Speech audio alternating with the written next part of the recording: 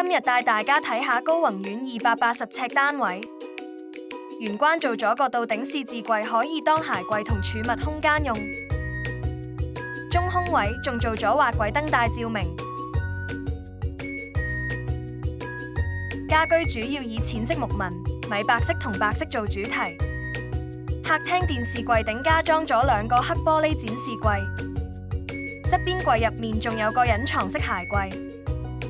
整個天花頂做咗暖色燈帶，為家居氣氛做額外點綴。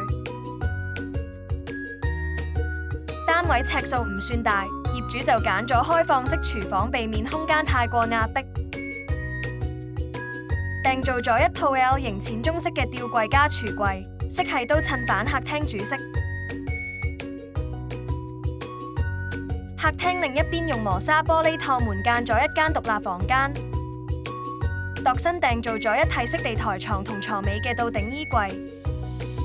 地台床兩個獨立儲物格加櫃桶，方便實用。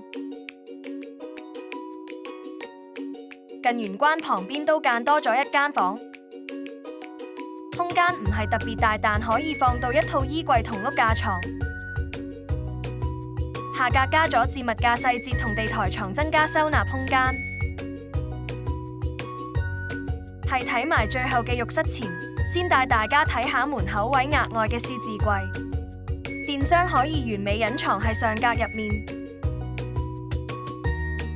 浴室 L 型洗手台連埋預留咗放洗衣機嘅空位，兩邊鏡櫃加埋開放架都方便擺放浴室用品。沖涼位業主就決定用月屏做簡單分隔，節省空間。